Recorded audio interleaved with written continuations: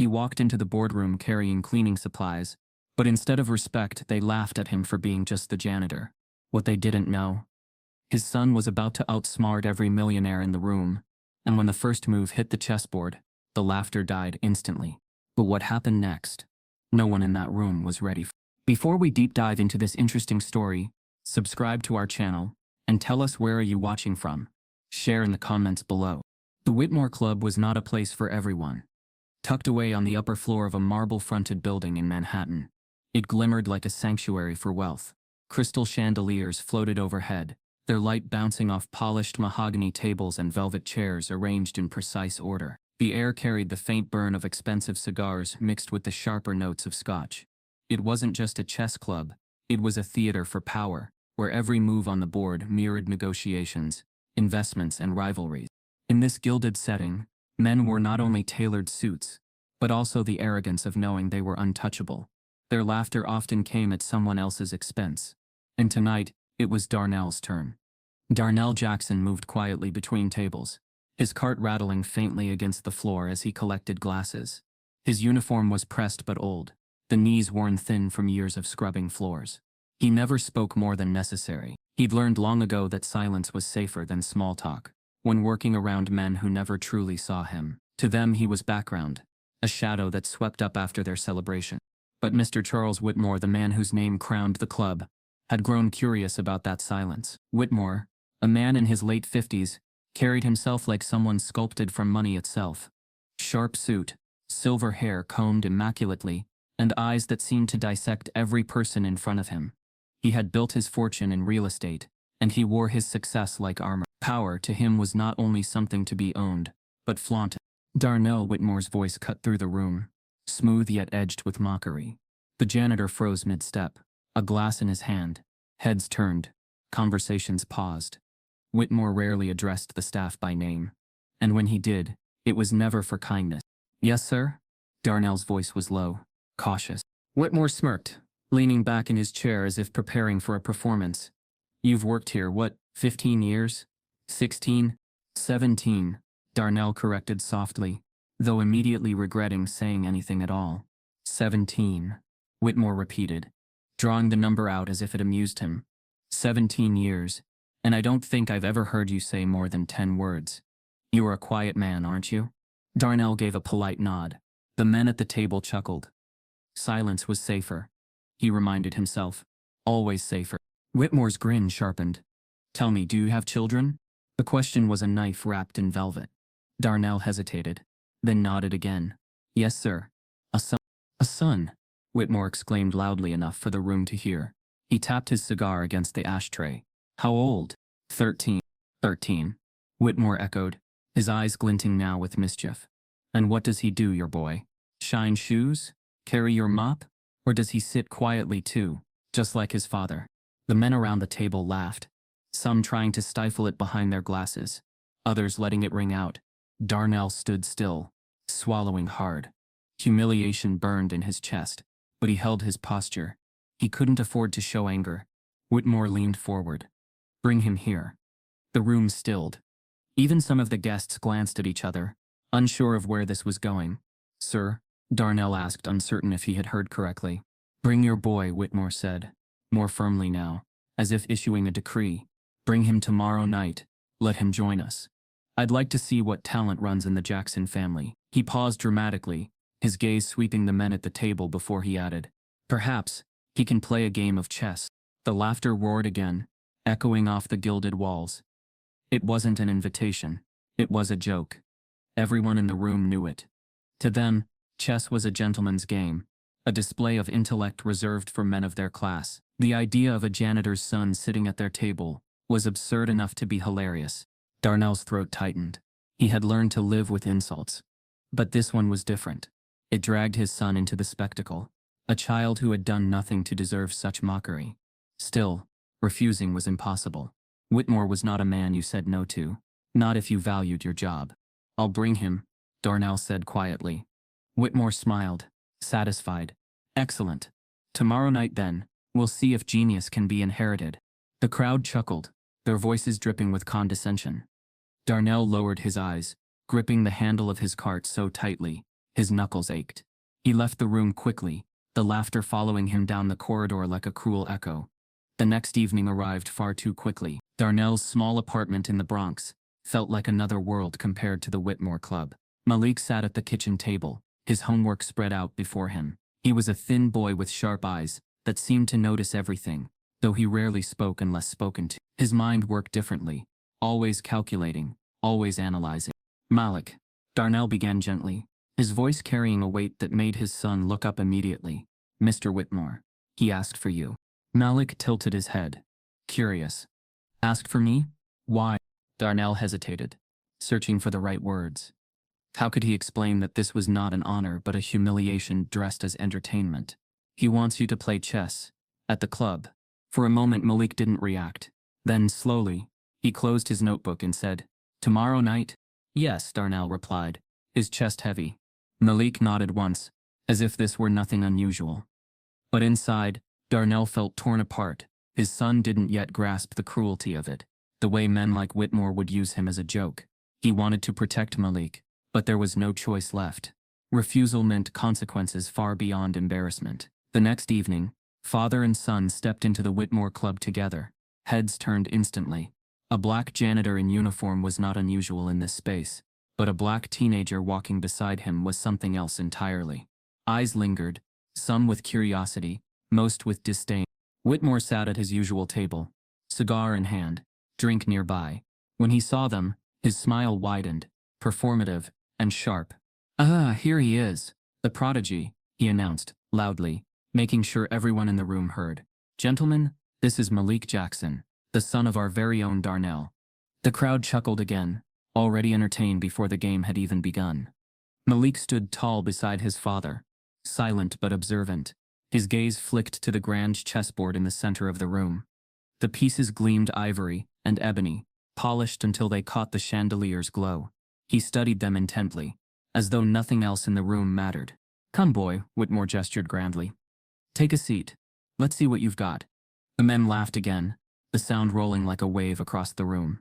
To them, this was theater, an evening diversion, at the expense of a janitor's child. But Malik didn't flinch.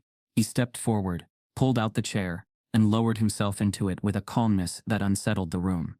His hands rested lightly on the table, his back straight, his eyes sharp. For the first time all evening, the laughter faltered. Something in Malik's demeanor didn't match their expectations. He wasn't nervous. He wasn't intimidated. He looked ready. The crowd laughed, but Malik calmly sat at the board, leaving everyone uneasy about what was about to unfold. The chair beneath Malik's small frame creaked as he settled into it, the room's laughter echoing in his ears. But before a single piece was moved, the weight of his journey pressed invisibly into the air, a journey that no one in that glittering hall could have imagined.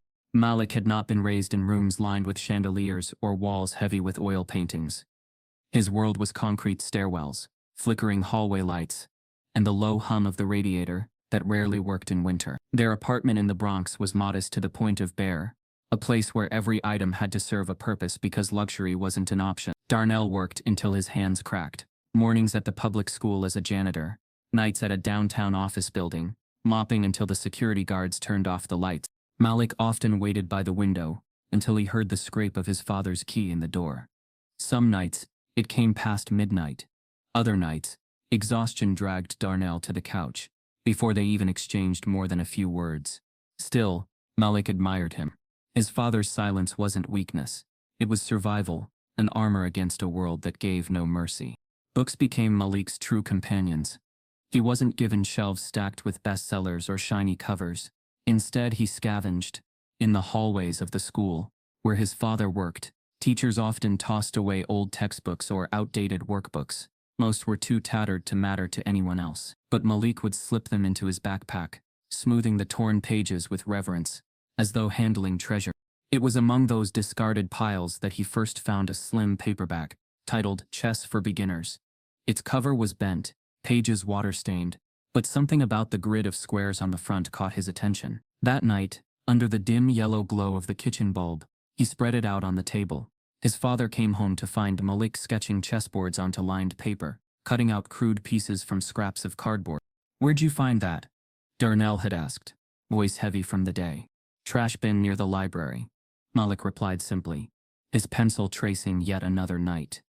Darnell sighed, rubbing his temple, but when he looked closer, he saw the intensity in his son's eyes. He didn't understand the game himself, but he understood hunger, the kind that wasn't for food, but for knowledge. Keep it, he said softly, dropping his lunch pail on the counter. From that night on, the kitchen table became Malik's battleground. The clatter of pots gave way to the scratch of pencil marks and the sliding of paper pieces. His world was small, just squares and strategy, but within those lines, he felt powerful. The board was fair. The pawns and kings didn't care about skin color, bank accounts, or who your father worked for. They moved only by rules he could master. At school, Malik kept his brilliance hidden. Teachers knew him as the quiet kid in the back, the one who finished work quickly but never raised his hand. Some mistook his silence for indifference, others for shyness. Few realized he was silently replaying grandmaster games he had memorized from the books he'd found, practicing every scenario in his head. Outside, the streets reminded him constantly of his place. Grocery store clerks watched him too closely. Police cruisers slowed when he and his friends walked home. The wealthier neighborhoods nearby carried an invisible fence. He felt it every time he passed stores with wide glass windows that reflected his worn sneakers back at him like an accusation. He didn't belong there. He wasn't meant to. But chess gave him a window. Through the board, he wasn't Malik from the Bronx, son of a janitor. He was a strategist, a thinker, someone with control. His father noticed too. Sometimes after long shifts, Darnell would sit at the table, watching without understanding the moves, but sensing the fire behind them. "You've got something, son," he would say quietly. "Don't let this world convince you otherwise." One evening, when Malik was 12, his father brought home something extraordinary. It wasn't much to others, just a second-hand wooden chessboard, with pieces barely matching in size and shade. Darnell had found it at a thrift shop, tucked away behind broken lamps. He spent the last of his spare cash on it, even skipping lunch that day. Malik's eyes lit up the moment he saw it. For the first time, the game felt tangible. He held the knight in his palm, its weight solid and real. "Thank you, Dad," he whispered, words that carried more gratitude than his years could articulate. That board became his sanctuary.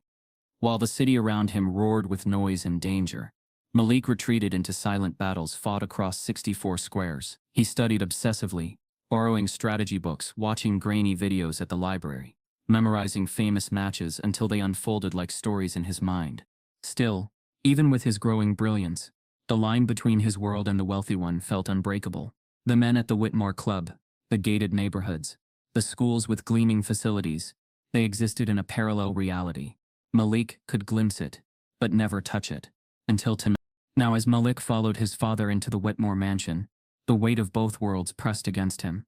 The doorman's raised brow lingered longer than it should.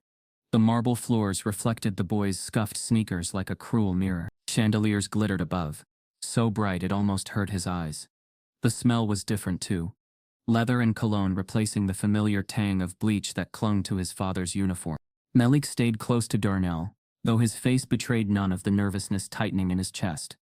Every glance from the guests reminded him of the division. Their eyes slid over him, judging, dismissing, mocking without words. He had felt it before, in stores, on streets, but never this sharp. "Keep your head high," Darnell whispered as they walked. His voice was steady, but his hand trembled slightly against his son's shoulder.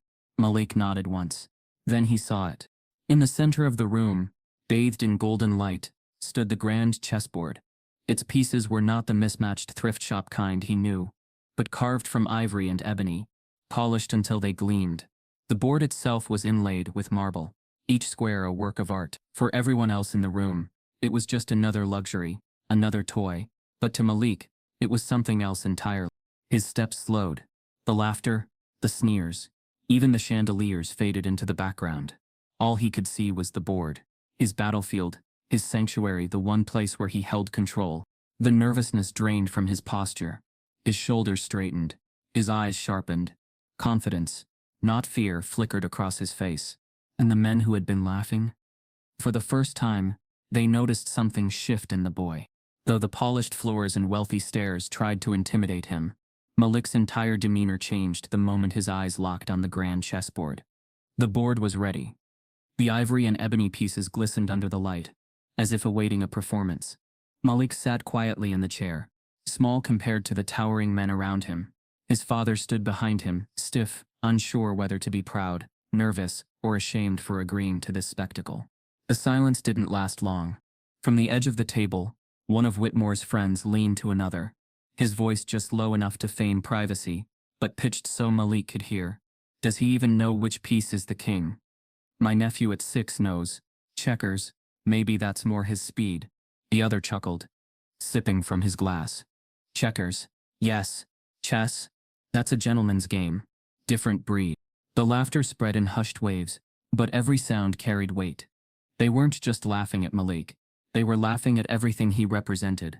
The child of a janitor didn't belong in this room, let alone at this board. Malik's face remained unchanged. His dark eyes moved only between the board and the man across from him. If the laughter cut him, he didn't show it. But inside, he logged every word, every sneer, storing them in the same quiet place where he kept years of side eyes from store clerks, smirks from teachers who underestimated him, and muttered comments on the subway. Charles Whitmore, his silver hair glowing in the chandelier light, leaned back in his chair and spread his hands wide. He reveled in the spectacle, his smile sharp and rehearsed. Gentlemen, let's not get ahead of ourselves. Perhaps the boy will surprise us. Or he paused, chuckling. Perhaps this will be a valuable lesson in humility. His audience laughed again, the kind of laughter that carried no joy, only cruelty. Whitmore leaned forward now, locking eyes with Malik. Let's see if the boy even knows how the pieces move. The line was designed to humiliate, not test, to imply that Malik's very presence at the table was absurd. The crowd murmured in agreement, some shaking their heads, others waiting eagerly for the inevitable embarrassment. Malik lowered his gaze to the board. The pieces were arranged in their perfect opening positions. His hands didn't tremble, his breath didn't quicken. Instead, he studied them with the calm intensity of someone reviewing old friends. For him, this was not foreign. These pieces, though crafted from ivory, gleaming and expensive, were no different than the thrift shop set at home, the cardboard squares he had drawn as a boy. To Malik, the material didn't matter, only the movement, the infinite possibilities each shape carried. A hush fell as the boy's fingers brushed lightly over a pawn, hovering as though feeling its weight. The men leaned closer, hungry for mistakes, for hesitation. They wanted to laugh, to prove themselves right. Careful, boy, another voice whispered mockingly from behind. Don't mix up the rook with the horsey. The laughter bubbled again, sharp as glass. But Malik didn't flinch. He leaned closer, his small shoulders squared, eyes narrowing as he examined the terrain. In his head, strategies unfolded like dominoes, each move cascading into another.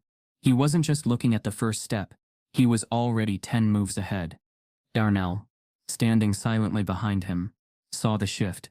He recognized that look, the one his son wore late at night at their kitchen table, the one that meant Malik wasn't intimidated. He was calculating. Whitmore tapped his cigar against the ashtray, feigning impatience. Any day now, he said loudly. Or do you need me to explain how the pawns work? The crowd chuckled once more. The tension in the room wasn't about whether Malik would win or lose. It was about whether he would humiliate himself before even beginning. Malik reached forward, his small fingers wrapped around the pawn before his king. Without hesitation, he slid it forward 2 squares. It was the simplest of opening moves, yet executed with a precision and calm that didn't match the nervous, clumsy performance they had been anticipating. His hand retreated from the board slowly, deliberately. For a moment, silence fell. It wasn't the move itself that shocked them. It was the way he made it. No fumbling, no uncertainty. He hadn't stared helplessly at the pieces or asked questions. He had moved with the certainty of someone who belonged at the table. The room grew uneasy. Some exchanged glances, others raised brows. Whitmore's smirk faltered only for a second before returning. He chuckled, though it sounded forced this time. Beginner's luck, he muttered, his hand reaching for his own piece. But Malik's eyes never left the board. He didn't look up at the laughter, didn't search the room for approval. His expression was stone cold, unreadable. It wasn't arrogance. It was focus, the kind that unnerved men who thrived on intimidation. Darnell's heart pounded as he watched. His son hadn't just moved a pawn. He had shifted the entire energy of the room. The mocking laughter so loud only moments ago, now felt strained, thinner, as though each man was waiting for something none of them had expected. Malik's very first move, executed with unnerving precision, silenced the room and left the men staring, not at a janitor's child, but at something they could not yet name. The pawn had barely settled into place before the weight of the room shifted. What was meant to be a joke had turned, in an instant, into something else. The men leaned back in their chairs, the laughter thinning to a trickle. They had expected fumbling hands, hesitant glances, maybe even the wrong piece moved in confusion. But Malik's fingers had moved with precision, as though the board belonged to him. Whitmore masked his surprise with a cough and reached forward, moving his knight with a practiced flick. He sat back smugly, puffing his cigar, trying to re-establish control of the moment. To him this was still theater, and he was still the star. But Malik wasn't playing for their amusement. He was playing the board. His gaze swept over the pieces like a predator studying prey. Each move his opponent made wasn't just acknowledged. It was absorbed, dissected, and folded into a larger plan. He shifted another pawn forward. Then, moments later, his bishop slid diagonally across the board with startling speed. He didn't linger, didn't hesitate. Every move came with the assurance of someone who had lived inside this game for years. The men around the table began whispering, their tones different now, no longer loud and mocking, but cautious, edged with doubt. "Quick hands, isn't he?" one muttered. "Too quick," another replied. "He's not guessing, he's thinking."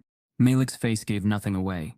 His expression was calm, almost detached, as if he were solving a puzzle, rather than facing down one of the city's wealthiest men. For the first time the spotlight shifted, not toward Whitmore's performance, but toward the boy whose silence spoke louder than their jeers. Whitmore adjusted in his seat, his smirk intact but thinner now. "Not bad," he said, voice carrying just enough for the room to hear. "But it takes more than luck to win." Malik didn't answer. He simply moved his knight with the kind of efficiency that made one guest lean forward, eyes narrowing. "Wait," the man whispered to his companion. "He's not just playing, he's planning." The words hung in the air, louder than any laughter had been. Others turned toward the board, their drinks momentarily forgotten. They studied the arrangement of pieces, the unexpected balance of Malik's play. Whitmore, oblivious to the trap being woven, chuckled and moved his queen aggressively forward, aiming for dominance. It was a bold move, meant to intimidate, to reassert his control, but Malik only tilted his head slightly, his eyes tracing the queen's path before darting to the opposite side of the board. Then he placed his rook with quiet finality. The sound of wood against marble cracked through the room. It wasn't a spectacular play on the surface. To the untrained eye, it looked ordinary, but for those who truly watched, something electric stirred. A line had been drawn, a snare hidden in plain sight. The whispers grew louder now. "Do you see that? He's setting up." "No, he couldn't be." Whitmore waved them off with a laugh, though his cigar trembled slightly between his fingers. He leaned forward, studying the board more carefully now. His smirk held, but his eyes betrayed calculation. He had expected to be humored, not challenged. Malik's next move came faster. His bishop cut across the board like a blade, positioning itself with surgical precision. Gasps slipped from the onlookers. It was subtle but undeniable. The boy was no amateur. His pieces weren't just moving, they were marching with purpose, building a formation that promised consequences. One guest, an older man who had played the game his whole life, shook his head in disbelief. "That's not random. He's controlling the center. He knows exactly what he's doing." The laughter that had filled the room earlier was gone now, replaced by a thick silence broken only by the clink of ice in glasses. The spectacle they had anticipated was unraveling. An unease crept into the space where certainty had once lived. Whitmore's smirk faltered. He tried to mask it, forcing another chuckle. "Seems the boys read a book or two." But Malik remained unbothered. His gaze flicked across the board, sharp, deliberate, and unshaken by Whitmore's posturing. To him, it wasn't about who sat across the table. It was about the 64 squares in front of him, a battlefield where wealth and power meant nothing. Move after move, the room leaned closer. Malik's strategy unfolded like a story only he could tell. The pawns worked together, the knights leapt into calculated positions, and the bishops carved paths of control. Each decision revealed foresight beyond his years. For Whitmore, the game was slipping. He had built his reputation on dominance, not just in business but in every sphere he touched. The thought of being outmaneuvered, not by a rival, not by an equal, but by the son of a janitor, gnawed at him. He tried to speed up, moving pieces more aggressively, pushing pawns into Malik's territory. But every thrust forward met resistance, every plan unraveling under the boy's quiet precision. The murmurs turned sharper. He's cornering him. Whitmore doesn't even see it. This kid, he's different. Whitmore's cigar rested in the ashtray now, forgotten. His smirk was gone, replaced by a furrowed brow as he leaned closer to the board. Sweat glistened at his temple, though the room was cool. Darnell, standing behind his son, watched with a mix of awe and dread. He knew Malik was brilliant. He had always known, but he hadn't expected the boy's gift to manifest here, under these lights in front of men who could crush them both with a word. Malik's hand hovered, then descended. His knight landed with a soft click, snapping into place. It was a trap. A clean, quiet trap, woven so seamlessly into the rhythm of the game that Whitmore never saw it coming. The board tilted in an instant. The queen he had advanced so proudly was suddenly exposed, vulnerable, hanging in the air between safety and capture. The room exhaled collectively. Even those who had doubted now leaned forward. Eyes wide, Whitmore froze, his confident smile vanishing as he realized the snare he had walked into. For the first time, the balance of the game and of the night had shifted against him. Whitmore's confident smirk vanished as Malik's quiet trap snapped shut, a twist no one in the room, including Whitmore, had seen coming. Whitmore's smirk had cracked, and the room felt it. The balance of mockery and spectacle had shifted into silence, leaving only the sound of pieces clicking against marble. Malik's trap was small by Grandmaster standards, but monumental here, proof that the boy wasn't stumbling through the game. He was orchestrating it. The guests leaned in, some now curious, instead of amused, and as Whitmore tried to regroup, struggling to regain composure, Malik's stillness at the table seemed to open a door into his past, the secret world that had shaped him long before he ever sat in this golden hall. The truth was, no one had taught Malik chess, no coach, no mentor, no academy. He learned it in the shadows, in places where brilliance was never expected to bloom. It began with a battered paperback tossed into a library trash bin, the kind of discard no one else cared to rescue. The book smelled of mildew and age, but Malik treated it like scripture. He studied it until the pages threatened to fall apart, copying diagrams into a school notebook, sketching every square and piece by hand. When most kids in his neighborhood played basketball on cracked courts or huddled around video games, Malik sat cross-legged on the floor with a notebook chessboard spread out in front of him. He moved bottle caps and buttons for pieces. Where others saw boredom, he saw war. "Why do you always sit with that paper, son?" Darnell had asked one evening, dragging himself through the door after a 12-hour shift, his shoulders sagging from exhaustion.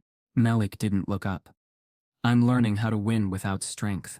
The words stopped Darnell cold. He looked at his boy, the same boy who often had to make do with less food, who wore second-hand sneakers to school, who already knew what it meant to be overlooked. And yet here he was, seeking victory not through fists or noise, but through thought. Darnell pulled up a chair and watched. He didn't understand the game, but he understood determination. Malik was different, special. But talent in their world was a dangerous thing. Darnell thought about finding his son a coach, maybe even a local chess club. He asked around once or twice, but the numbers shut him down immediately. Tournament entry fees, travel, dues. None of it fit within a janitor's wages. Every dollar was stretched already. Rent, groceries, utility bills. Sometimes even those weren't enough. So Malik played alone.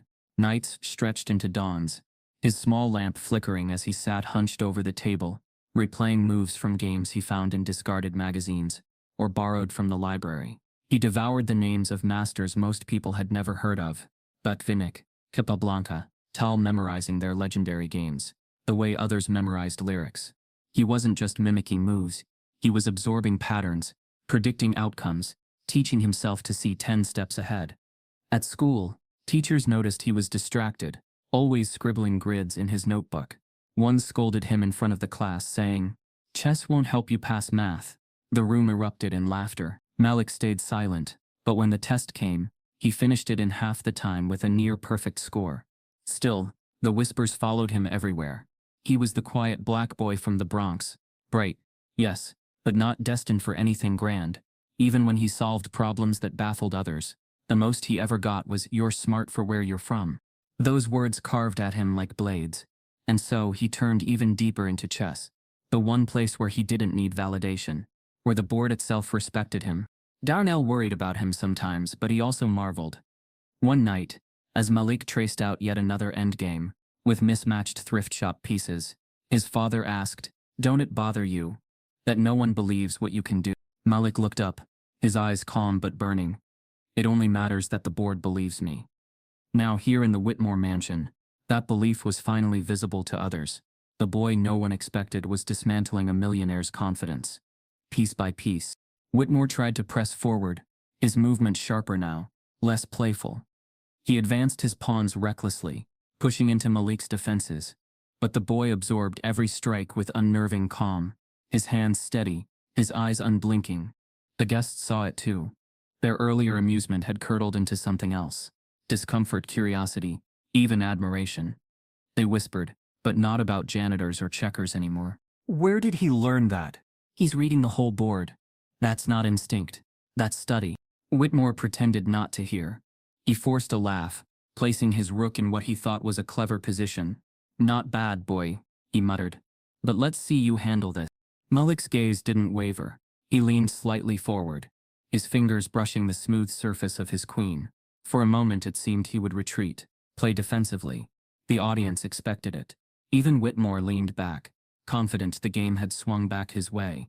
But then Malik did something no one, least of all, Whitmore, anticipated. With deliberate calm, he lifted his queen, the most powerful piece on the board, the crown jewel of every strategy, and without hesitation, he placed it directly in harm's way, sacrificing it to the grip of Whitmore's waiting bishop. The sound of the queen hitting marble echoed like a thunderclap. Gasps broke out across the room. A few men even stood, craning their necks to see if they had missed something. "What is he doing?" one whispered, incredulous. "He just gave it away." "His queen." "No, wait, look closer." Whitmore's eyes widened, confusion breaking through his facade. He didn't understand it yet, but something about the move unsettled him. He had wanted to laugh, to declare the boy reckless, foolish, but something inside him, the instinct of a lifelong competitor, hesitated. Malik sat back in his chair, hands folded calmly in his lap, his expression unreadable. He wasn't panicked. He wasn't unsure. He looked like someone who had just executed exactly what he intended. And suddenly, the silence in the room felt heavier than the laughter ever had. Back in the present, Malik sacrificed his queen, a shocking, deliberate move that left the entire room gasping in disbelief, unsure if they were watching a mistake or the beginning of a masterpiece. The queen lay captured in Whitmore's grasp, a gleaming ivory piece he lifted triumphantly, as though the game had already been won.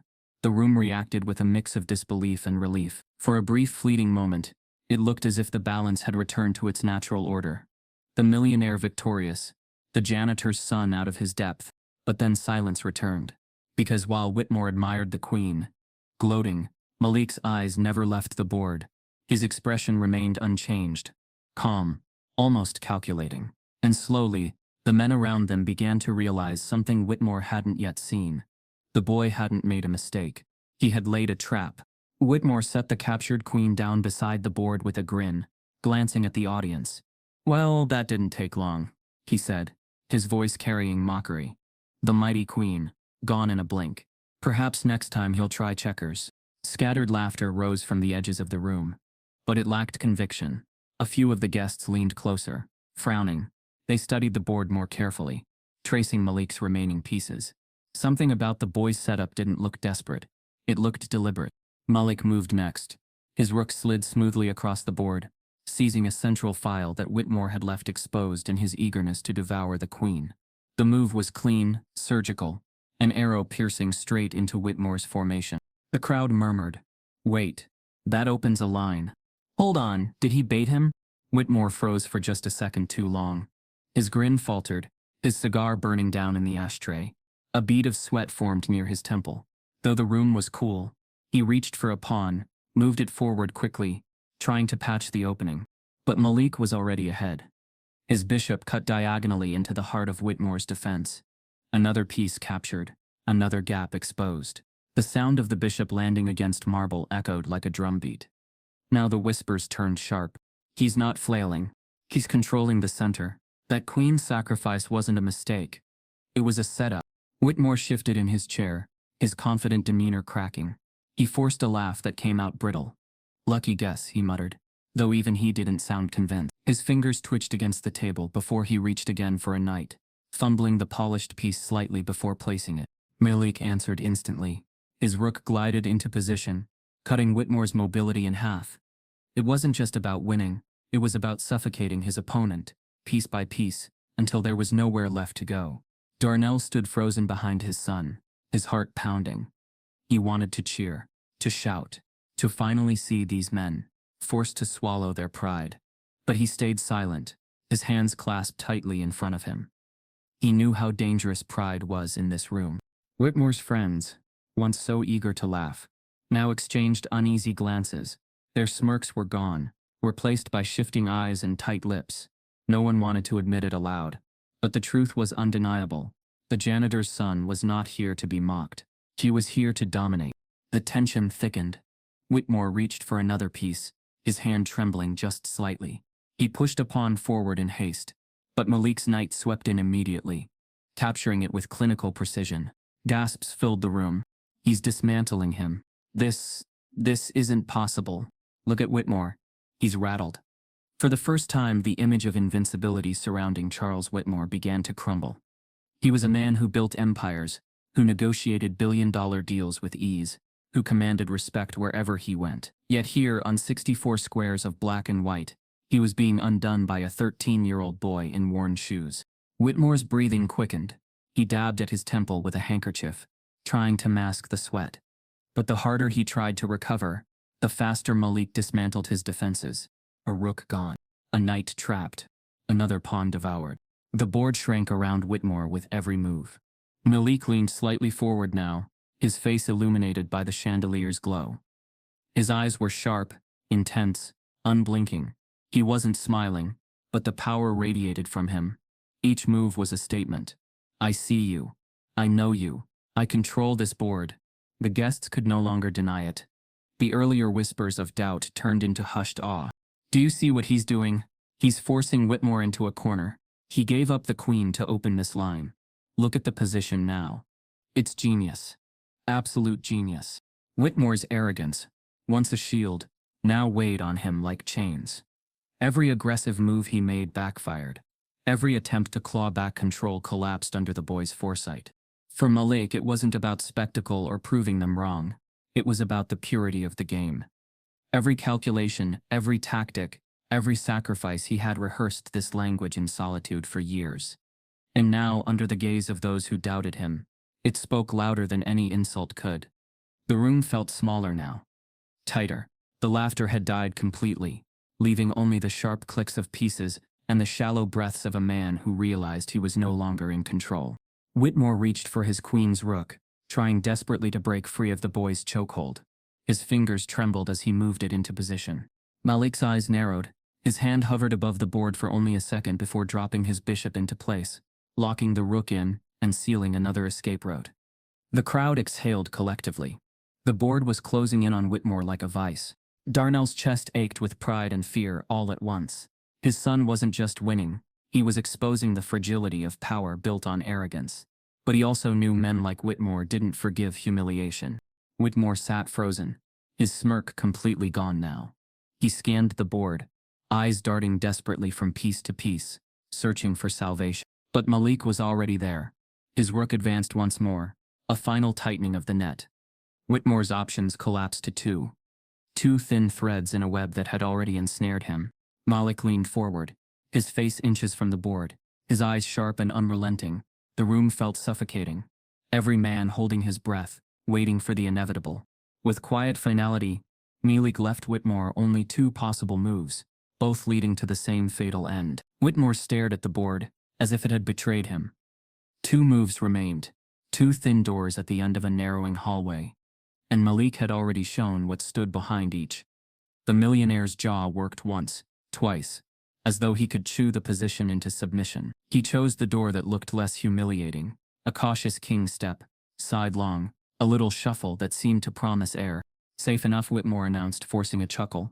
trying to sound like a teacher indulging a pupil. His fingers lingered near the king as if a second touch could steady the room. Malik didn't respond. He slid his rook down the open file he had carved with that audacious queen sacrifice. The rook landed with a gentle click, pinning Whitmore's only defender to the back rank. Not loud, not dramatic, just final. A breathless murmur rippled across velvet chairs. "Careful now," a guest said quietly. But it wasn't advice for Malik. Whitmore sucked in air. "It's fine," he insisted. "A notch too loud. Plenty of game left." Darnell heard the wobble and closed his hands into themselves, thumbs pressing knuckle to knuckle. He knew that tone, men bluffing with nothing left. Whitmore made the other door move. The only plenty he had. He slid a rook sideways to block. The motion was careful, ceremonial, as if neatness could restore dignity. For a heartbeat, the room seemed to float. Malik exhaled, small and soundless, and moved like a blade. His knight leapt into the tight square he had stalked for 10 moves, the one Whitmore had never bothered to defend, because it looked impossible. The piece settled like a lock turning. Another gasp, closer to a prayer, broke from the watching men. "A smother," someone whispered, not finishing the word. "Wait," another hissed, hope fraying. There's nothing," the oldest player said, voice low, stunned. "It's a net." Whitmore craned forward, pupil shrinking, then widening. He reached toward a bishop, half instinct, half denial, then snatched his hand back, as if the touch burned. His mouth opened and closed. That's cute," he said, trying for a grin. "Baby tactics." Malik looked up. The boy's eyes were dark and steady, unafraid and unpitying. "Your move," he said softly. The words were ordinary. They felt like a verdict. Whitmore's hand hovered again, seeking a miracle square that didn't exist. He jabbed a pawn forward, desperate to create draft where the air had gone thin. The pawn moved one, then two. Illegal. A dozen throats caught at once. "Touch move," Malik said, calm as a metronome. "One square." A beat of disbelief. A couple of men bristled at the correction, not because it was wrong, but because it came from a child who had no permission here besides the board. Whitmore's smile snapped brittle. He pushed the pawn one with the stiff dignity of a king whose crown had already rolled to the floor. Malik nodded once. Bishop slid. King trapped. Rook pressed again. A door braced shut. Every step had been mapped in the boy's head before the queen ever died on ivory. Now the map unfolded, square by square, until the last street ended in a wall. The millionaire's composure thinned like steam. "You think you've got me," he said, laughter scraping in his throat. Adorable. Malik's next move was not adorable. It was execution. The rook kissed the back rank. The knight guarded flight squares. His bishop stitched shut the light. It looked simple, as the best traps do, easy in hindsight, inevitable in truth. "Check," Malik said. "Check," Whitmore echoed, as if sarcasm could crack the geometry. He scanned for a savior, and found a single square that only moved the noose. He took it anyway. There. See? Breathing room. No one answered. The chandeliers hummed. From somewhere in the back, ice settled in a glass with a noise like a chime. Malik leaned, not eager, just certain.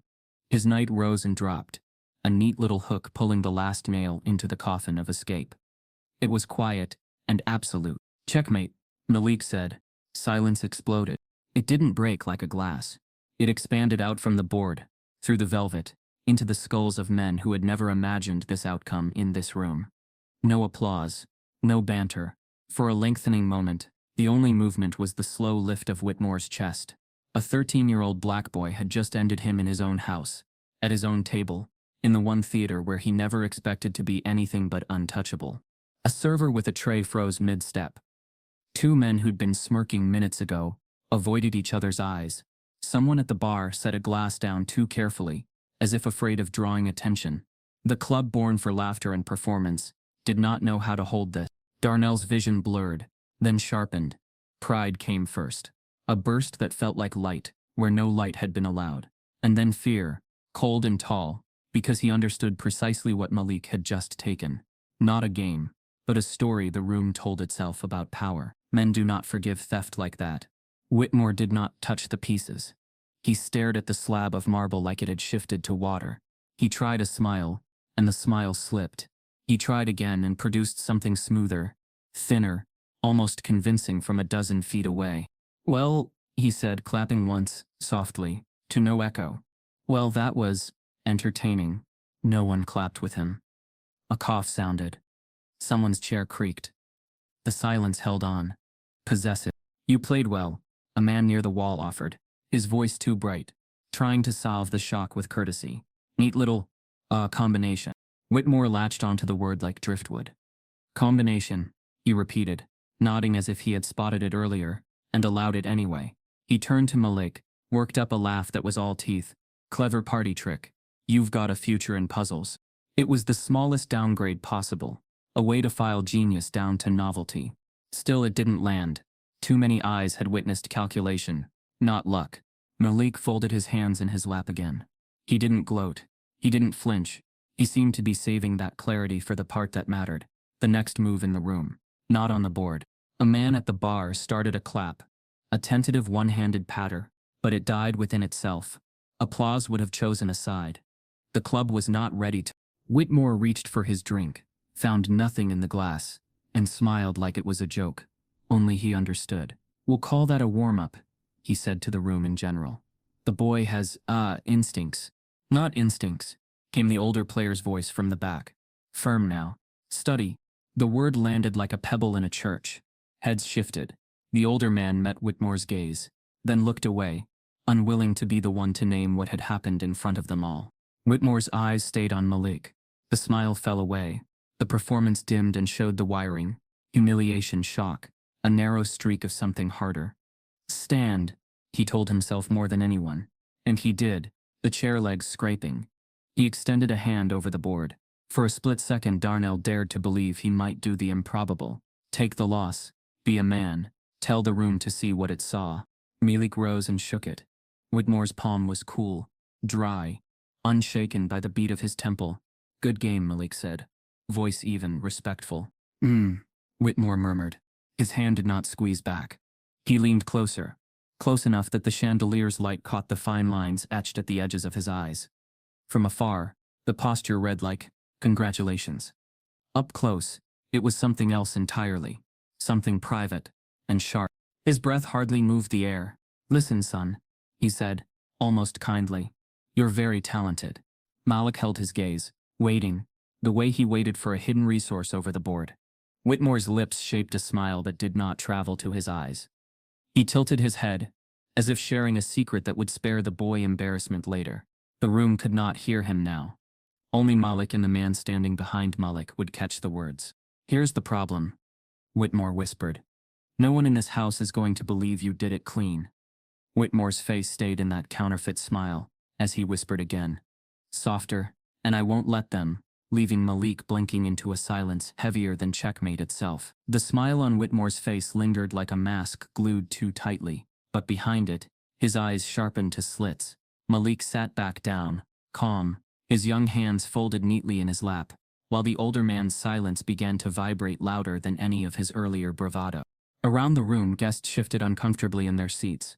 Some reached for their drinks again, clinking ice to fill the void. Others stared at the board as if staring hard enough would rearrange the pieces into a narrative that restored order, because the one they had just seen threatened to upend their understanding of how the evening in the hierarchy was supposed to go. Finally, Whitmore let out a laugh, short, sharp, without joy. "Well," he said, loud enough for everyone to hear, "that was unexpected." He let the word hang, dripping with condescension. "A little too unexpected." Malik's gaze remained steady. He didn't blink. He didn't drop his eyes in deference. That refusal to shrink only poured gasoline on Whitmore's pride. "You know," Whitmore continued, his voice sliding into a tone slick with menace, "it's remarkable, really. Almost too remarkable. A boy with no training, no background, no pedigree, waltzing in here and what? Outmaneuvering me? Outmaneuvering all of us?" The words carried an accusation before the accusation was spoken. The men around the table chuckled weakly, though their laughter was more a reflex than amusement. They were caught in the uncomfortable space between loyalty to Whitmore's authority and the undeniable truth they had just witnessed. Whitmore leaned forward, elbows pressing against the edge of the table, his eyes boring into Malik's. "Be honest," he said, voice dropping low, almost intimate. "Who helped you? Who whispered moves in your ear?" Did Daddy sneak you in here earlier to practice? Or, his lips curled, are we dealing with a little hustler? A ripple of tension sliced through the room. Darnell's spine stiffened behind his son, his fists tightening at his sides. He wanted to speak, to defend, but he knew one wrong word could cost him more than pride. Malik's silence was both shield and weapon. Cheating, Whitmore said suddenly, the word loud, firm, puncturing the hush. That's what this is. No janitor's son sits down and pulls a performance like that. Not without trickery. Not without help. The word hung in the air like smoke. Some men chuckled nervously, nodding as if agreeing would smooth things over. But others shifted in discomfort. One, an older gentleman with graying temples, frowned openly. Charles, he said slowly. It was a clean game. Every move was right there on the board. Nothing hidden, nothing whispered. Whitmore turned sharply, his smile flickering into something closer to a snarl. You think I don't know this game? I've been playing since before that boy was born, and you want me to believe he walked in off the street and checkmated me?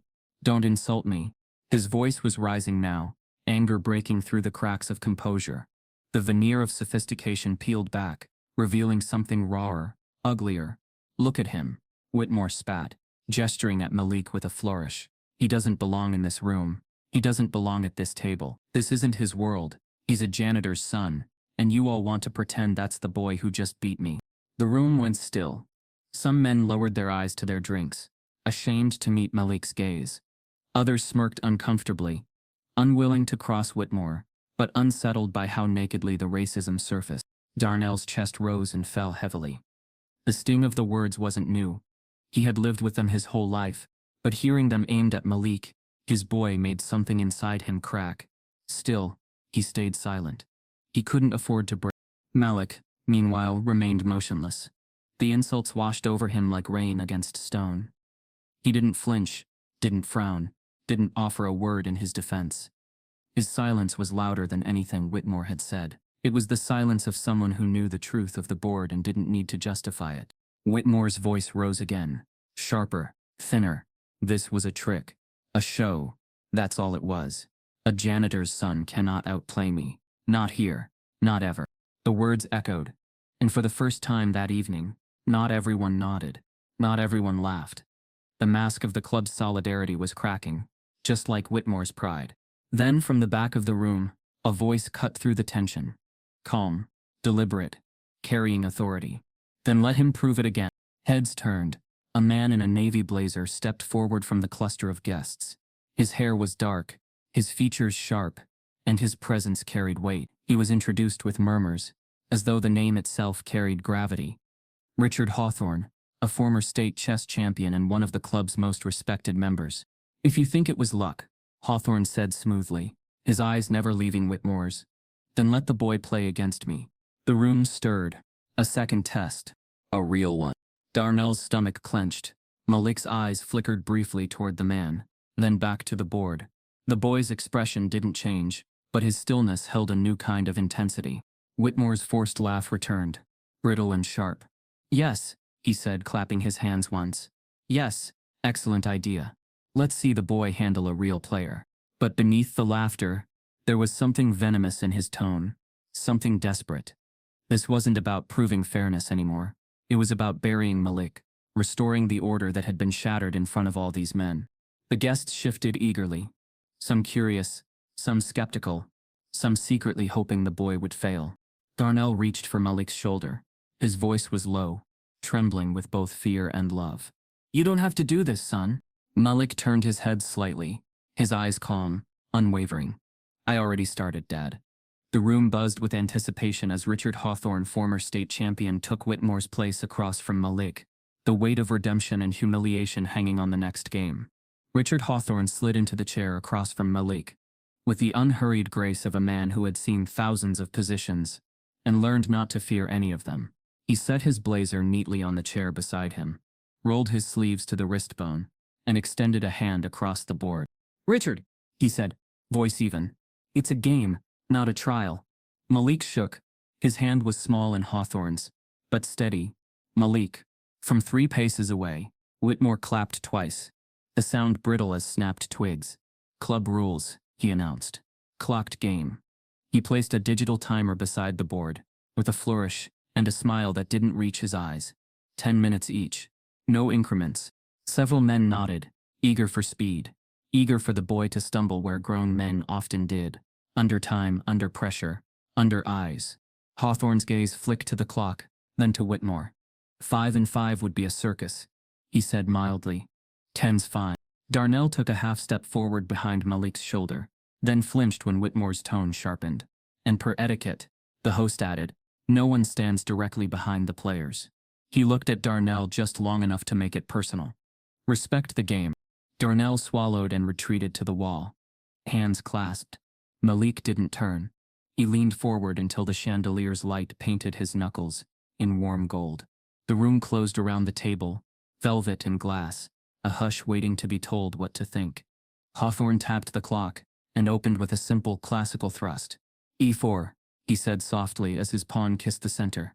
He did not look at Malik when he spoke. He looked at the board, like a craftsman greeting his tools. Malik's reply came as naturally as breath. C6. A Caro can, solid as brickwork. No flash, no bait. The boy who had sacrificed a queen an hour ago now chose restraint. It didn't read as caution. It read as control. At the bar someone whispered, he's hiding. Another answered, he's anchoring. Hawthorne nodded almost imperceptibly. Good choice. His pieces developed with the muscle memory of a former champion. Knight, bishop, castle. His pawns advanced like stitches. Never loose. Never greedy. He was not Whitmore. He did not sneer or stall. He respected the position and by extension the opponent across from him. The clock hummed its soft red numbers forward. 9 minutes and change. Whitmore positioned himself to the side where he could see Hawthorne's face. Make it quick, Richard, he said with a laugh that tried to be casual. We've all got places to be. Do you? The older player who'd spoken earlier murmured. No one answered. Malik's pieces emerged with quiet coordination. He tucked his king to safety, slid a rook to the open file, and planted a knight on a square that looked like a flag raised on a captured hill. He did not search the room for approval. He did not perform. He played. Hawthorne pressed in the center, testing the boy's structure with a gentle pawn break. The board breathed. Malik met it with a capture that forced simplification. One set of minor pieces traded, then another, the dust settling into a position that did not flatter aggression. Hawthorne murmured, recognizing the story the boy was writing. You want the ending to be an endgame. The audience, hungry for fireworks, frowned. They're trading, someone complained. What is this, school? It's the part of the game where men become quiet. The older player said. 7 minutes and small coins ticking off. Whitmore, impatient, tried to stir the room. You sure you don't want to try any party tricks, kid? He called lightly. The queen toss? The carnival trap? Malik didn't lift his eyes. No tricks, he said, barely audible. Just move. Hawthorne's mouth quirked. That's all we have. They reached a queen trade by force. Hawthorne offered, confident that stripped boards favor technique and habit favors the trained. He had beaten grown men this way for years, letting them burn out in the bright middle, then drowning them where the water looked still. He expected the boy to refuse, to keep ghosts on the board to scare himself with. Malik slid his queen onto the line, and waited. The exchange came off. The room exhaled, surprised. Queens vanished. Rooks breathed deeper. Kings grew in importance. The new landscape looked plain to the untrained. Few pieces, fewer excuses. Darnell's palm pressed flat to the wall behind him. His heartbeat landed there, a soft thud he hoped no one could hear. Hawthorne's plan was mature. Grind. Create a tiny imbalance and stretch it until it becomes rope. He dipped a pawn, invited a capture, and then recaptured toward the center to give himself a smoother king walk later. The little things that hurt. Malik saw all of it. He did not fight the current.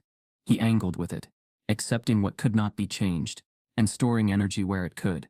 On the king side, in the dark squares, on timing, he shuffled a rook behind a pawn that looked ordinary until it wasn't. The clock fell past 6 minutes. The crowd leaned in. Even Whitmore's voice lost volume. Twice Hawthorne paused longer than he liked, eyes narrowing at configurations that should have been child's play and weren't. This is clean, Hawthorne said after a series of crisp exchanges. He sounded approving and wary at once. You've studied endings. Malik's answer was so soft it could have been to himself. They don't lie. Another trade. The board simplified into a pure rook endgame, with asymmetrical pawns, Hawthorne with a majority on one side, Malik with the healthier structure on the other, and the more active king, 2 squares closer to the center. Subtle edges that felt like nothing until they felt like gravity. Boring, someone muttered, and the older player snapped back. Then close your eyes. Hawthorne accelerated, trying to turn majority into motion. He pushed. Malik answered with a rook swing that cut across the 5th rank, a long bar that denied entry and hinted at counterplay on the opposite wing. The geometry sharpened. Every pawn move now would be a confession later. 5 minutes. Whitmore's smile had fallen into a line. He sipped water like whiskey. Pressure, he announced to no one, as if naming it could create it. Hawthorne was not rattled. He probed patiently, shouldered Malik's king with his own, and tested the boy's feel for opposition, the invisible dance of who must move, and who can pass. He tried to triangulate the kings, a quiet little waltz that often undoes children. Malik mirrored, then stepped sideways on the exact tempo that keeps the music. The onlookers didn't have language for it.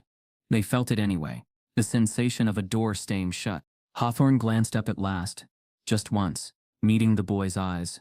Something like respect trimmed his voice. You don't give squares away.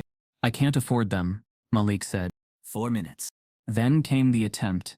Hawthorne feinted on the king side, drove Malik's rook to defense, and darted his king toward the center with a speed that belied his age. The plan was elegant: create a passed pawn on one flank, and use it as a decoy to eat the other. Malik's rook checked from behind, checking again when the first check didn't bite, and again, a metronome. Hawthorne's king danced forward anyway, parrying each with a step that gained a square. The audience murmured, sensing tilt. Don't let him off the leash, Whitmore said under his breath. Malik didn't. He switched. In an instant his rook stopped chasing and zipped to the other side, snatching a pawn that had looked irrelevant a move before. The room jerked. Even Hawthorne's eyebrows lifted. Tempo, Hawthorne said, bemused. You stole one. Borrowed, Malik said. They were under 3 minutes now. Red digits bled seconds. In time trouble, most players become loud inside their heads. Malik became quieter. His breathing slowed, his hand rested flat on the table between moves. He played as if he had practiced being alone in crowded rooms. Hawthorne's majority advanced anyway. A passed pawn, then a second passed by force. The spectators' eyes lit. Finally, something they recognized as advantage. The club's former champion had connected threats. The boy had a rook and hope. Over, someone said too soon. Not yet. Malik's king cut across the board in an arc that denied the pawns a queen's path, while his rook began the ancient work rook endings demand. Checks from behind, harassment from the side, the little indignities that force concessions. He traded one pawn for squares, one square for activity, activity for time. Hawthorne understood. He shifted again, driving his king to a shelter, and flashing his rook across the back rank to shield the pawn's climb. It was veteran stuff, sober, suffocating. Malik paused longer than he had all game. 20 seconds, maybe 30. The room leaned with the clock. Darnell's throat clicked. Then the boy's hand moved with purpose to a pawn that had been sleeping since move 10. He pushed it one square. Nothing dramatic. Everything different. The line opened for his rook to invade the opposite side with checks that weren't checks yet. Just threats. Just questions that made Hawthorne use time. Twist. The older player breathed. Astonished. He's building a bridge. 2 minutes. What followed looked plain. Rook to the 7th rank. King escort. A little fence of squares constructed in midair that turned Hawthorne's would-be queens into babysitters for their own lines. The former champion's advantage lurched into duty. He could not push without abandoning. He could not abandon without losing. Whitmore's knuckles whitened around his glass. He's stalling, he told himself. The kid is stalling. But Hawthorne knew the difference. He squinted at the board, then at the boy. Did you learn Lucina from a book, or by breaking your own heart? He asked quietly.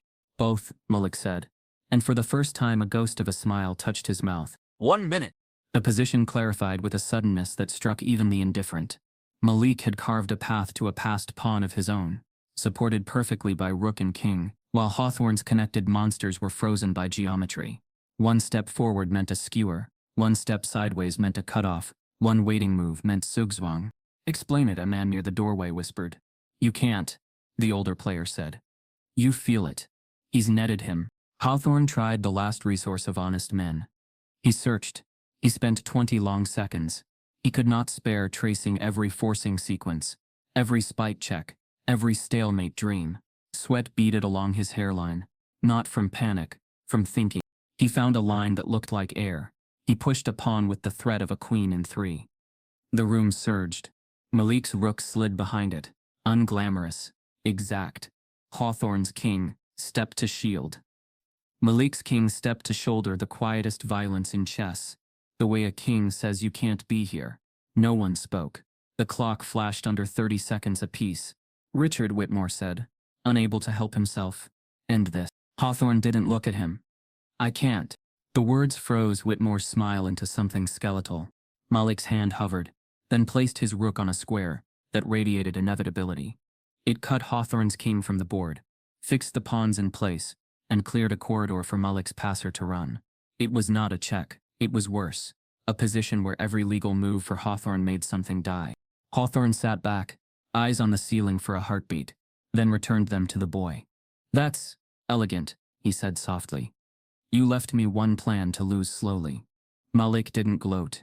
Your move, he said, the same words he'd used for Whitmore, but this time they felt like mercy, not a verdict. After a long surgical struggle, Malik's rook slid into the killing square, freezing Hawthorne's kingside and ushering his own passer home, leaving the former champion staring at a position where every move bled, and the room holding its breath for the inevitable. Richard Hawthorne's hand hovered above the board. He had seconds left on his clock, and yet he did not move. The room was silent, save for the steady tick of digital numbers bleeding away.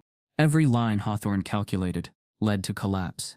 Malik's rook had frozen his pawns, his king was shut out, and his own majority, his supposed weapon, was now dead weight. Hawthorne could keep playing, stretching the agony for a few more moves, but he wasn't that kind of man. He knew the position, knew what it meant to struggle on with dignity when defeat was already written in the squares. Finally, with a long exhale, he tipped his king onto its side. The sound, a tiny clink of carved wood, was louder than any applause could have been. Game over, Hawthorne said softly. His voice held no bitterness, only respect. Well played, son. Malik looked across the board, his face calm but his eyes bright with intensity. He gave a small nod. Thank you. For a moment, no one spoke. The weight of what had just unfolded pressed down on the room like thick velvet. A janitor's 13-year-old son had not only beaten the host of the evening, but followed it by dismantling a former state champion in front of New York's elite. Whitmore stood frozen near the bar, his glass untouched, his expression hollow. His earlier sneers, his accusations, his declarations of luck, all hung in the air now, like rotten fruit, no one wanted to touch. Then, slowly, like the first hesitant drops of rain, a sound began, a single clap, then another. A handful of hands came together, tentative, awkward, but real. The applause grew, not thunderous, not unanimous, but undeniable. Some clapped reluctantly, as if fearing Whitmore's wrath. Others clapped earnestly, unable to deny the genius they had just witnessed. For the first time that night, the sound wasn't laughter at Malik's expense, it was acknowledgement. Darnell, pressed against the back wall, felt his throat close. His vision blurred as he blinked rapidly, trying to swallow the surge rising in his chest. He had spent 17 years invisible in this club, sweeping floors and emptying glasses, while men like Whitmore barely noticed his existence. Tonight, his son had shattered every stereotype they had used to keep men like them in the background. Malik didn't smile. He didn't bow. He didn't bask. He sat quietly as the applause spread, his hands folded in his lap. If anything, his expression suggested he wasn't finished. This wasn't about recognition. It was about proving something deeper. Hawthorne stood, straightening his blazer with quiet dignity. He placed a hand on Malik's shoulder briefly, a gesture of respect. You have a gift, he said. Don't let anyone make you smaller than it is. The words carried weight, because they came from a man who had nothing to prove, nothing to gain. And though he spoke softly, the room heard it. Whitmore, however, heard something else entirely, the crumbling of his authority. His face twitched as he forced a chuckle. stepping back toward the table. Well, isn't that sweet? He drawled. A story for the papers. The boy wondered from the janitor's closet. His voice dripped sarcasm, but the sting was muted now. Too many had seen the truth with their own eyes. Then, a new sound sliced through the uneasy air. The snap of a camera shutter. Heads turned. Near the entrance, a young woman stood with a camera pressed to her face, snapping another picture before lowering it. She wore a press badge clipped to her jacket, the logo of a local newspaper glinting under the chandelier. "I hope you don't mind," she said, her tone polite but charged.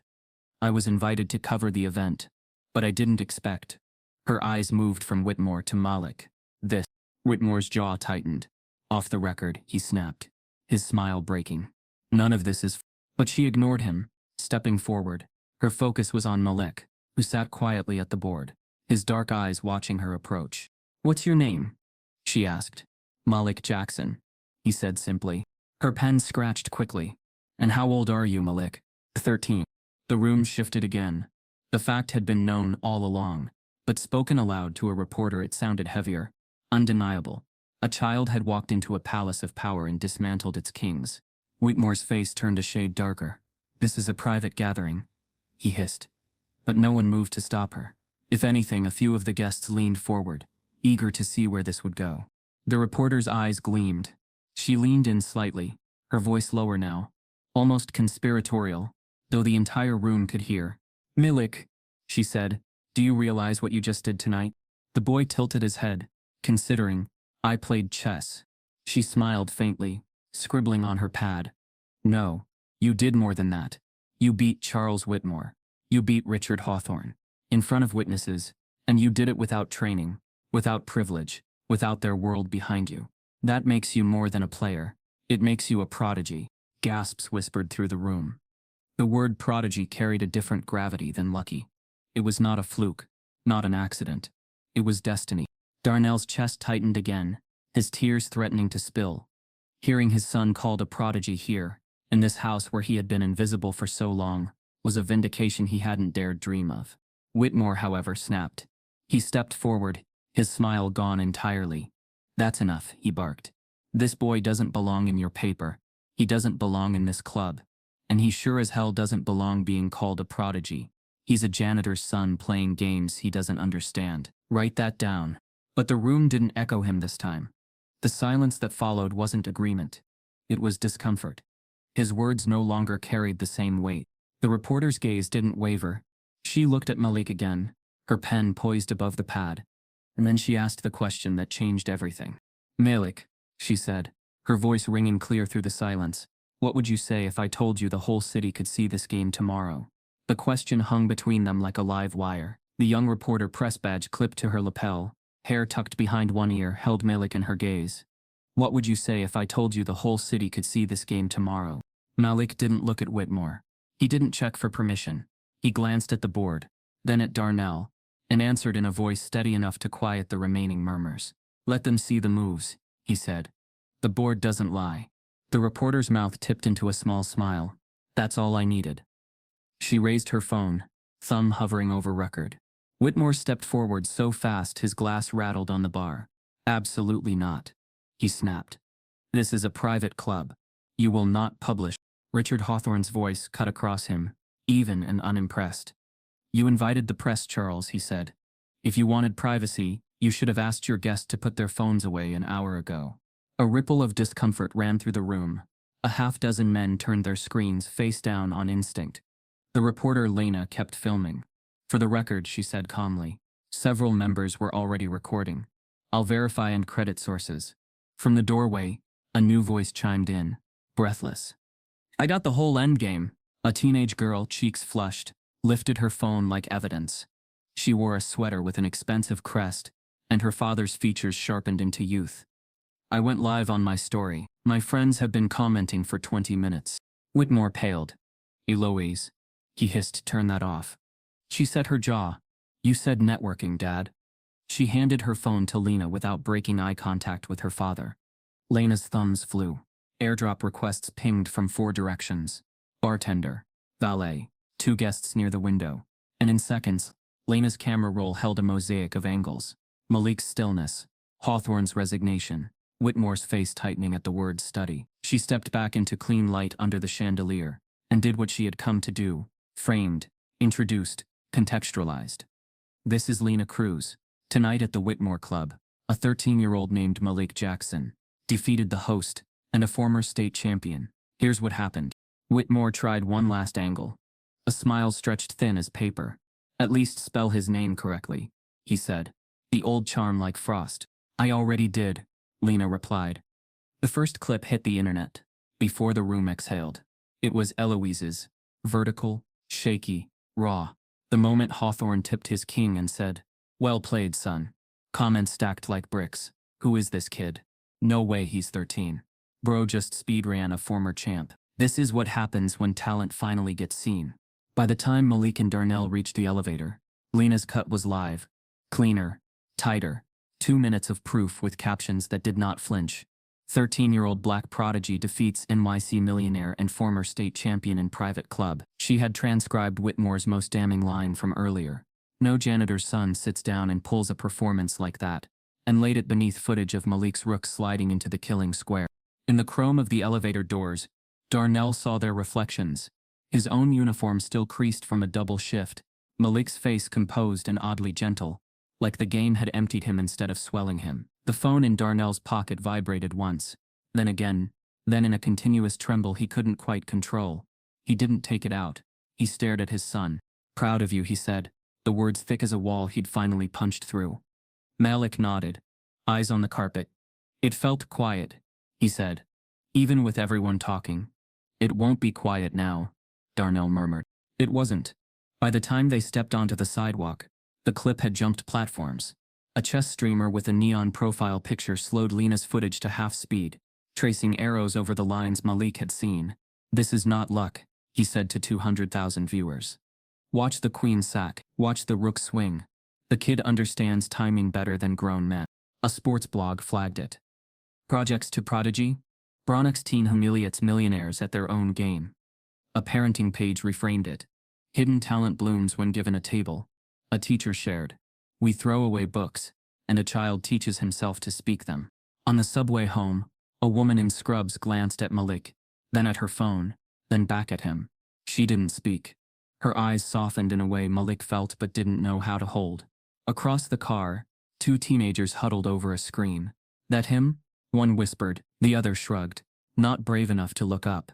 When they reached their stop, the cold bit like a reminder, and the building door fought Darnell's key, as it always did. Inside, their apartment hummed with the same stubborn radiator. They sat at the kitchen table as if the night might be delayed if they kept their ritual. Darnell warmed leftovers. They were too excited to eat. Malik set a pawn down on the wood and turned it over with his thumb. The phones kept vibrating. Darnell finally looked. The notifications had stopped being countable. Lena's clip cleared 1 million views in 2 hours. A Grandmaster verified blue check wrote, "End games like this don't come from nowhere. Someone give the boy a coach." A city council member retweeted, "Talent is universal. Access is not." A famous comedian quipped, "Rich man discovers humility is not a piece on the board." With each ping the room shifted, like furniture lifting a few inches from the floor. Darnell swallowed hard and opened the text from a number he didn't know. "This is Coach Avery from Midtown Knights. Full scholarship if he wants it. Call me tomorrow." Malik's screen flashed with messages from classmates who had never asked him a single question. "Is you famous? Was that real?" "Dude, you hacked him," Malik typed. "I just played, then deleted it, then put the phone face down." In the flow of praise, the other thing arrived. First as an undercurrent, then a thread, then a rope thick enough to hold weight. A faceless account, engine user. 100% engine moves. They're feeding him lines. Another staged. Watch the eyes, someone signaling from behind. A profile with a flag in its bio. There's always some sob story. "Janitor's son, please. Can he even spell Sicilian?"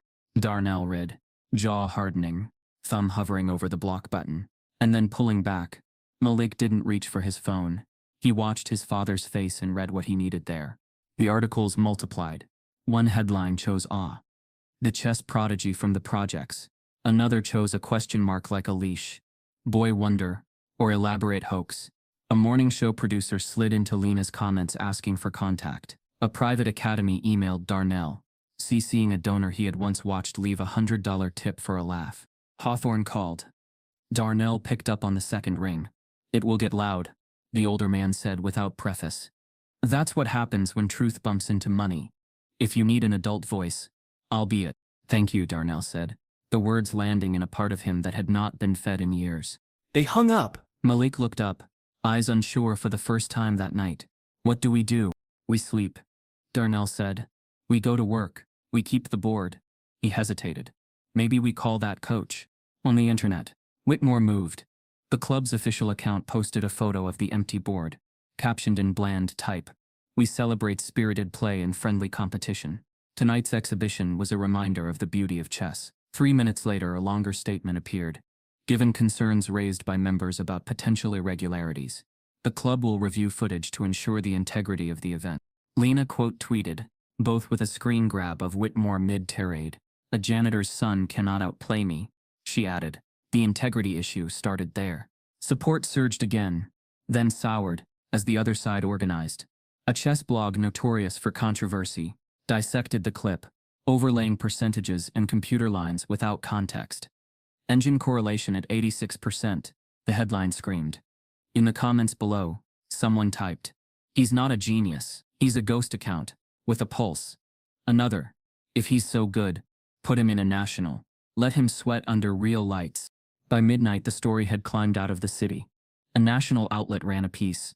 Bronx teen takes down New York's elite at chess club.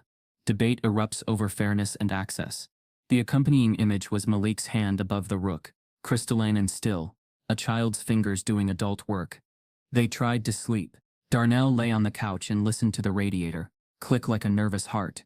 Malik stared at the dim ceiling and replayed the second endgame move by move, as if certainty were armor. He drifted, then woke to the glow of his phone at 2:13 a.m. "You don't belong here. Go back to checkers. We know where you live." He turned the phone face down and put his palm on the wooden pawn, grounding himself in weight. At 6:07 a.m., the city's lights scraped the edge of their blinds. Darnell's phone buzzed with an email notification from an address that carried the club's domain. Subject: employment status. Immediate attention required.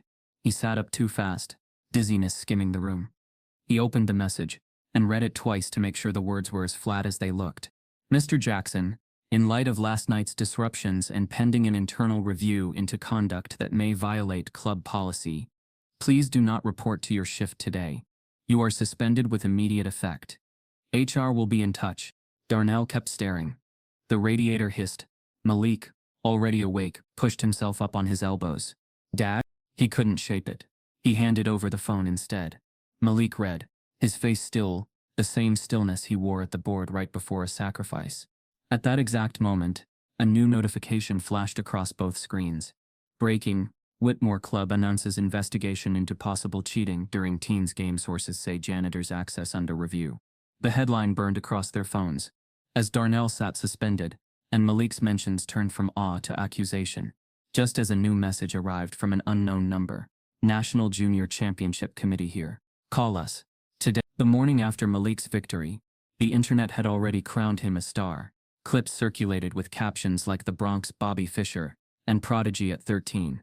But as the sun rose higher over the city, the tone of the conversation shifted. Praise was met with doubt, and admiration with venom. The backlash came like a tide, sudden, strong, and relentless. On Twitter, anonymous avatars began dissecting the footage, pulling freeze frames as if the grainy camera angles could prove a conspiracy. "Look at his eyes, someone's signaling."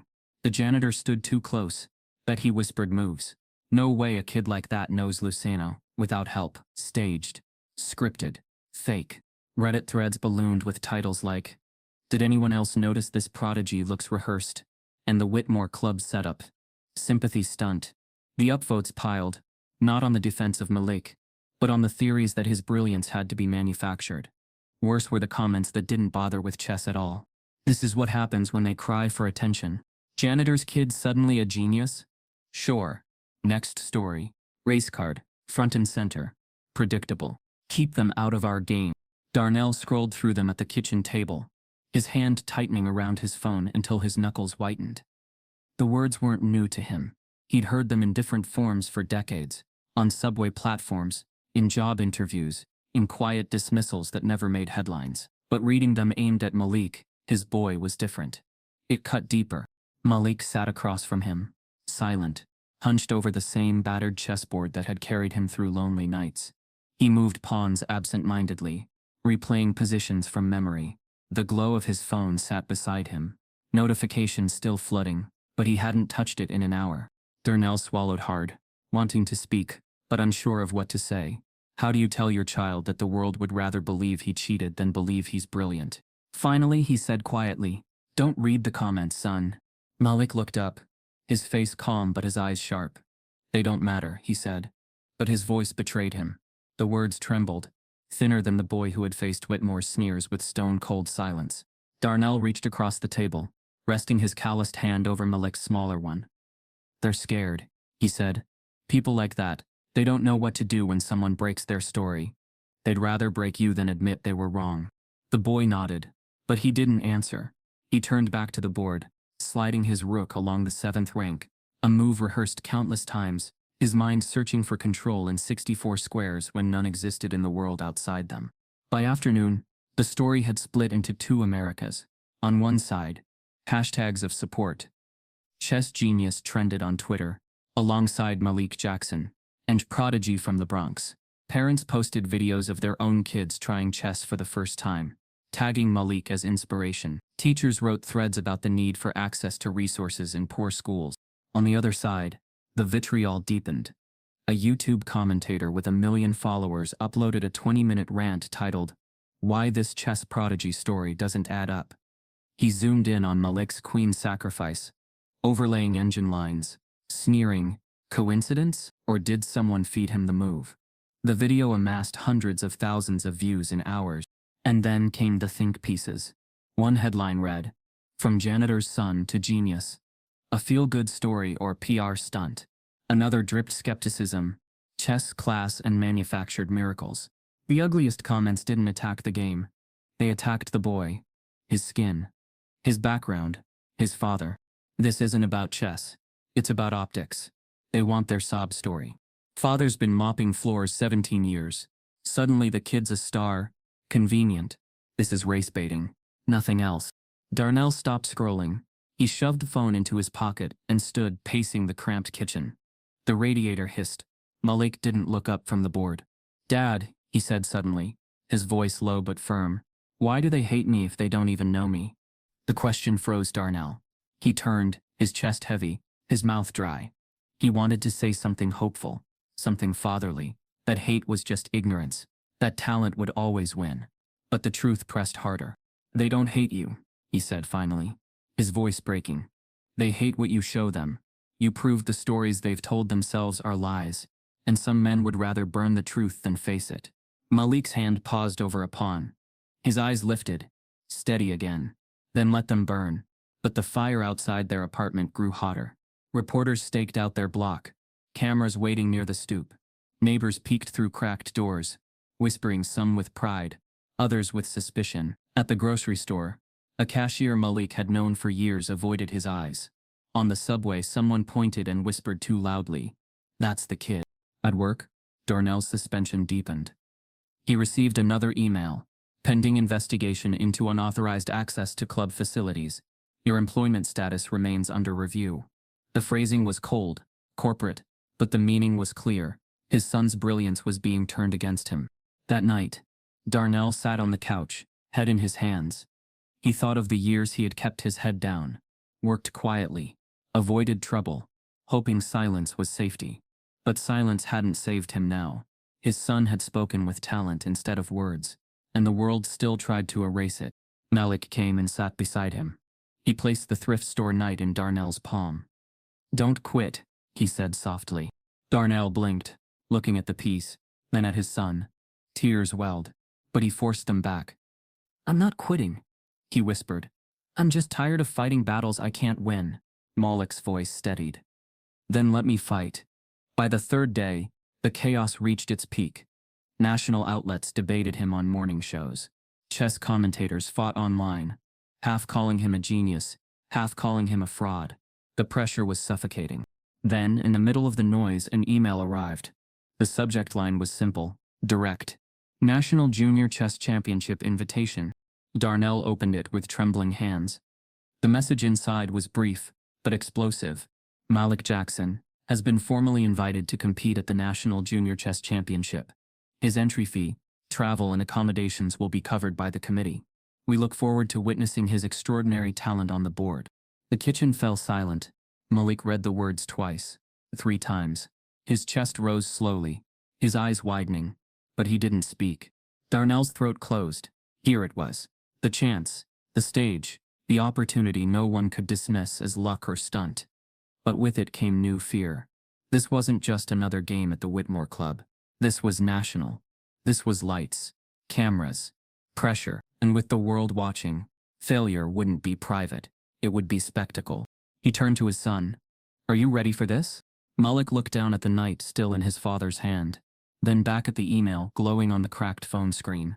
His voice was calm, almost too calm for a boy his age. "I've been ready my whole life." He said. The invitation was real. The stage was set. Malik would face the nation's best at the National Junior Chess Championship. But the same voices that doubted him were already sharpening their knives, waiting to see him fall. The championship hall was unlike anything Malik had ever entered. It wasn't a mansion dripping with chandeliers, or a velvet club of men sneering over cigars. It was larger, brighter, public. Rows of tables stretched beneath high ceilings, each with identical boards set out, each with clocks blinking red numbers like quiet bombs. Cameras were mounted discreetly around the room, feeding footage to the live broadcast already streaming online. The banners above read, "National Junior Chess Championship, New York City." The hum of voices filled the space.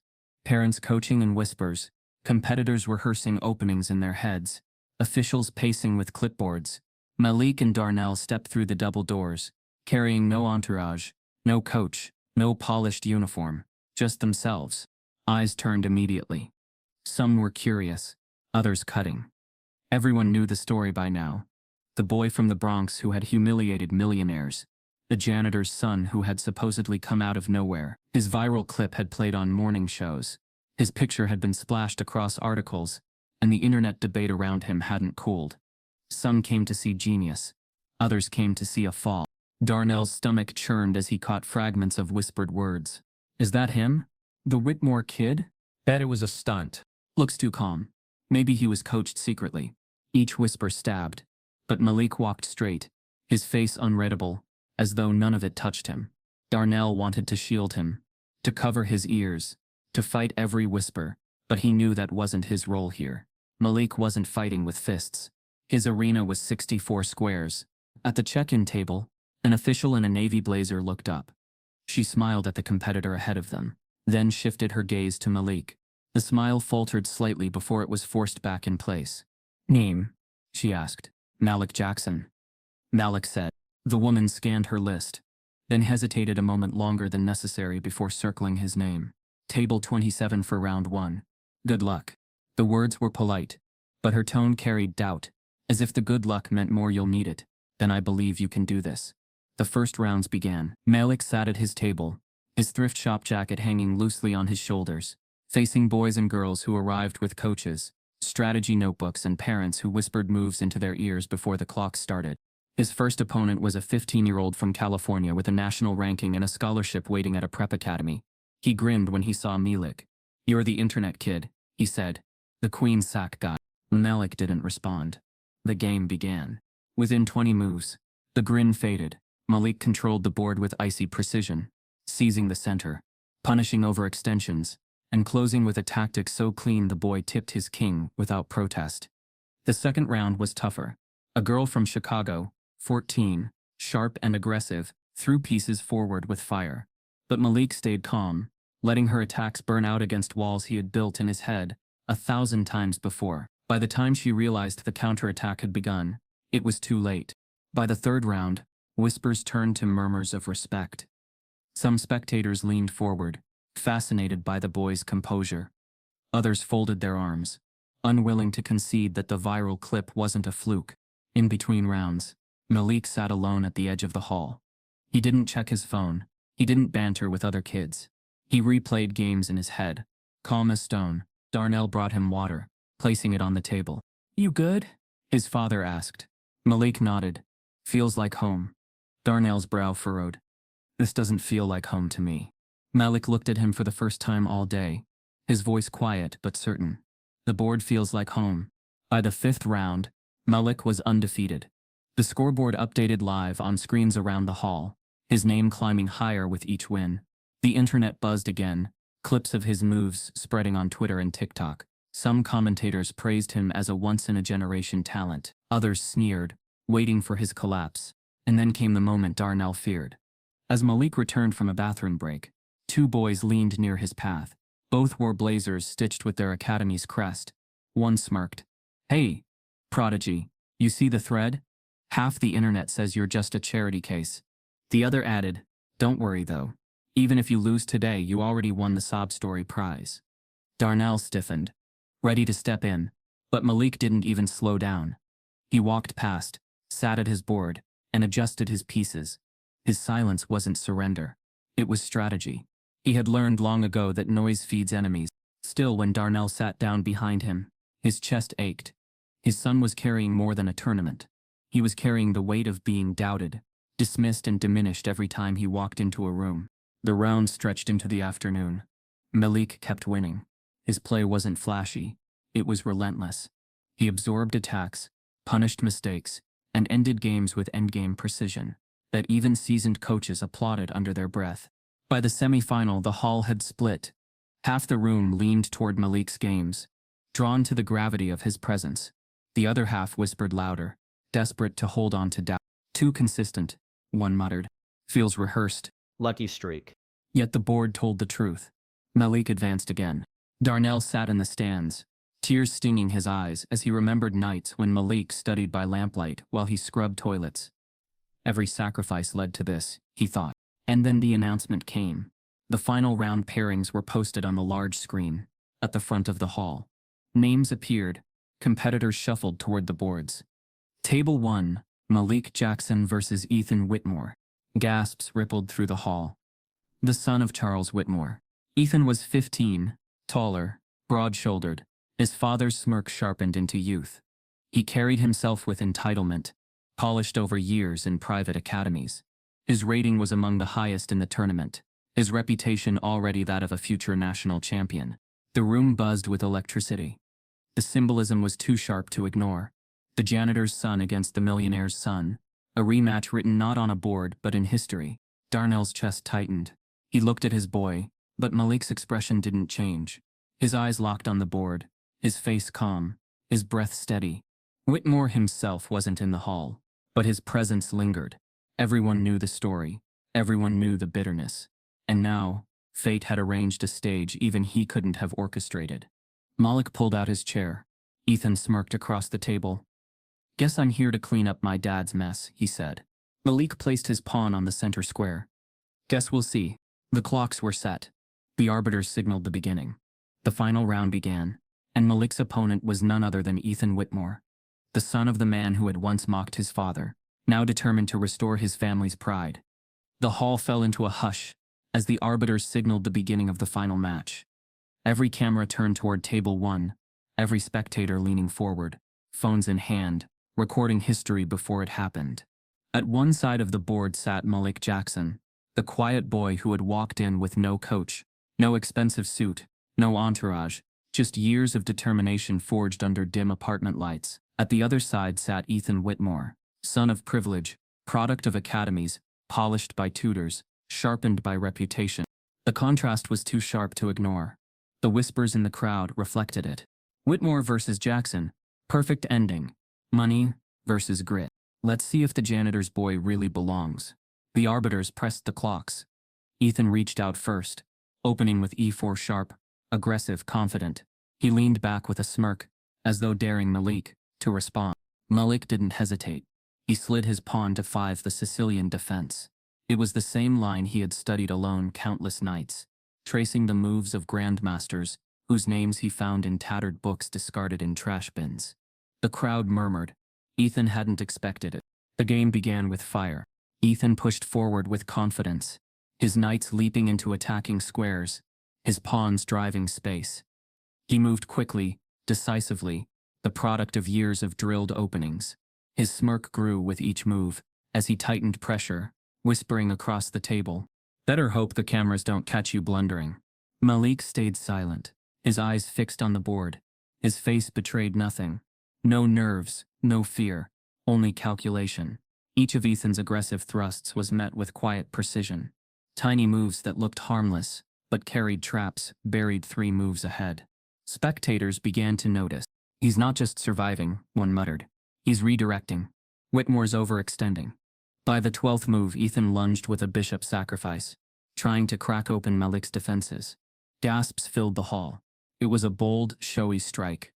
Cameras zoomed closer, commentators online typing frantically. But Malik didn't flinch. He accepted the sacrifice calmly, then began to weave the threads tighter. His rooks swung to open files. His queen hovered in control. His pawns crept forward like a slow tide. Ethan's smirk faded for the first time. Darnell watched from the stands, his chest rising with every move. He remembered long nights when Malik would whisper positions to himself in the dark, practicing against silence.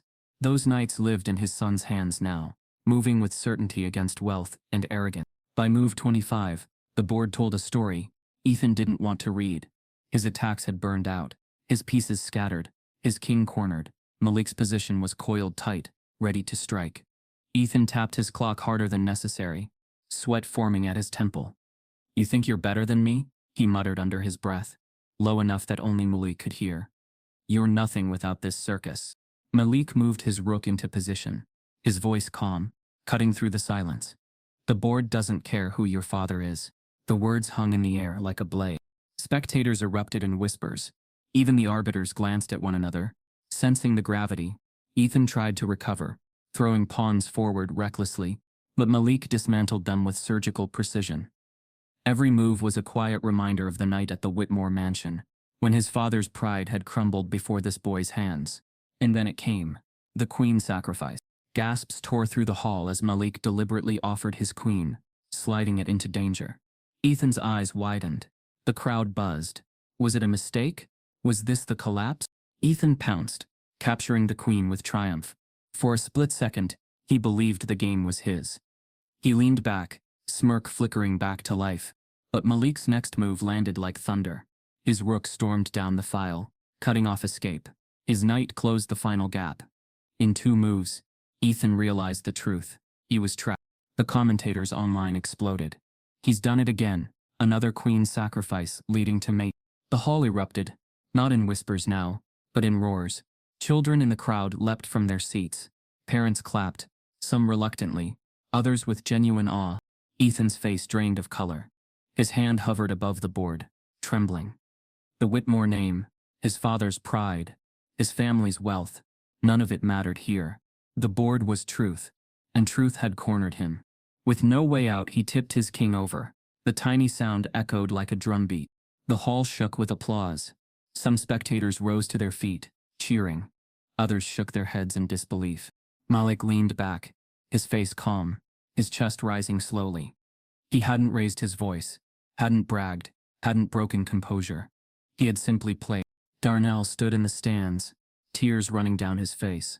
His son, the boy who learned from discarded books, who practiced alone in the dark, had just defeated not only his peers, but the weight of privilege, legacy, and doubt. The arbiters stepped forward, signaling the end of the match. Ethan sat frozen, unable to move, his father's shadow hanging heavy in his silence. Then, slowly, as tradition required, Ethan was forced to extend his hand. His voice cracked as he muttered, "Good game." Malik shook it calmly, his eyes steady, his hand firm. It wasn't just victory, it was dignity. And then from the back of the hall, movement stirred. Charles Whitmore himself had entered quietly during the match, standing in the shadows, watching his son fall where he had once fallen. His face was pale, his jaw tight. Now, as the applause still thundered, all eyes turned toward him. Tradition demanded not just Ethan's handshake, but his. Whitmore stepped forward, every gaze in the hall fixed on him, forced to face the boy he had once mocked as a janitor's son, now a champion. The roar of the crowd still echoed as Whitmore stepped into the light, his presence heavy enough to silence the applause. Every eye in the hall tracked his movements. The same man who once mocked a janitor, now walking toward the boy who had dismantled not only his pride but his legacy. Ethan sat frozen, head bowed, unable to look at his father. Whitmore's gaze flicked to him briefly, but he didn't stop. His eyes locked on Malik. The boy stood tall, not smug, not gloating, just calm, as though the victory spoke louder than any words could. Tradition demanded a handshake. For a man like Whitmore, who built his life on image and dominance, it was a bitter pill. Yet the weight of the crowd's gaze made refusal impossible. Slowly, with a hand that trembled just enough for the cameras to catch it, Whitmore extended his palm. Malik accepted it without hesitation. His grip was steady, firm. He looked Whitmore in the eye, and for a moment the room held its breath. No words were exchanged, but the silence spoke volumes. The next morning, newspapers and websites carried the image everywhere. Malik Jackson, 13 years old, shaking the hand of Charles Whitmore, the millionaire who once dismissed him. The photograph was framed not as a handshake, but as a passing of power privilege bowing to talent. The janitor's son who redefined genius read one headline. A new king of chess read another. Within days, Malik became more than a chess player. He became a symbol. Teachers held up his story in classrooms. Parents in struggling neighborhoods told their kids, "See? Someone like us can stand at the top." Clips of his queen sacrifice flooded TikTok, tagged with captions like "Genius has no address" and "Talent doesn't ask permission." Chess clubs in schools across the country reported surges in membership. In some inner-city schools, battered boards were dusted off and pulled out of storage because kids suddenly wanted to play. Darnell watched it all with quiet awe. For the first time in years, when he walked into work, at least what was left of it, people didn't look through him. They looked at him. The suspension letter from the Whitmore Club was never reversed, but the story had shifted so loudly that it no longer mattered. Another club, a rival to Whitmore's, reached out with an offer. "Mr. Jackson, we'd be honored to have you as our facilities manager, full benefits, and your son is welcome anytime." For once, Darnell wasn't treated as invisible. He wasn't just a man pushing a mop. He was the father of Malik Jackson, the boy who had silenced a room full of millionaires. At home, though, things stayed quieter. Malik avoided the noise of interviews and praise. He still rose early, sat at the chipped kitchen table, and studied positions from memory. For him, the board hadn't changed, the world had. One evening, Darnell found him sitting with the night piece again, turning it slowly between his fingers. The apartment glowed with golden dusk, the hum of the city drifting through the cracked window. "You realize what you've done, right?" Darnell asked, settling beside him. Malik shrugged, eyes still on the piece. "I just played." "No," Darnell said, his voice thick with pride. "You showed them something they didn't want to see. You showed them who you are." Malik finally looked up. His expression wasn't prideful. It was thoughtful, heavier than a boy his age should have to carry. "It was never just a game, Dad," he whispered. Darnell's chest tightened. He reached over and pulled his son close, holding him in silence. Weeks later, Malik was invited to speak at a youth center in the Bronx. He stood on a small stage, facing rows of children whose eyes burned with the same hunger he once carried. He wasn't a polished speaker, but his words didn't need polish. "They told me I didn't belong," he said simply. "They told my dad he was invisible, but the board didn't care. Chess doesn't care about money, or suits, or last names. It only cares if you see the move." A hush filled the room. Dozens of small hands clutched plastic knights and pawns, waiting for permission to believe. Malik gave it to them. The story spread beyond chess. It reached families in towns where kids dreamed small, because the world told them to. It reached boardrooms where men like Whitmore were forced to acknowledge that brilliance couldn't be contained by wealth. It reached classrooms where teachers quietly started asking themselves how many prodigies they might have overlooked. For every Malik who had been found, there were countless others still hidden in laundromats, in fast food kitchens, in janitors' closets, in apartments lit by failing bulbs. Kids with talent buried under circumstance, waiting for someone to believe in them. Malik's victories were not just his own. They cracked open the question no one could ignore anymore. Late one night, long after the headlines had quieted, Malik sat alone at the kitchen table. The board was set, the pieces waiting. He leaned forward, staring at the king in front of him, its worn edges chipped from years of play. He whispered to himself, the words carrying the weight of every battle fought, not with fists but with patience, silence, and brilliance. It was never just a game. The room was silent, But the city outside seemed to listen. If a boy with nothing but discarded books and determination could rise to the top, then how many more Maliks were out there, hidden in plain sight, unseen and unheard, waiting for someone to believe? Because at the end of the day, this was never just about a game.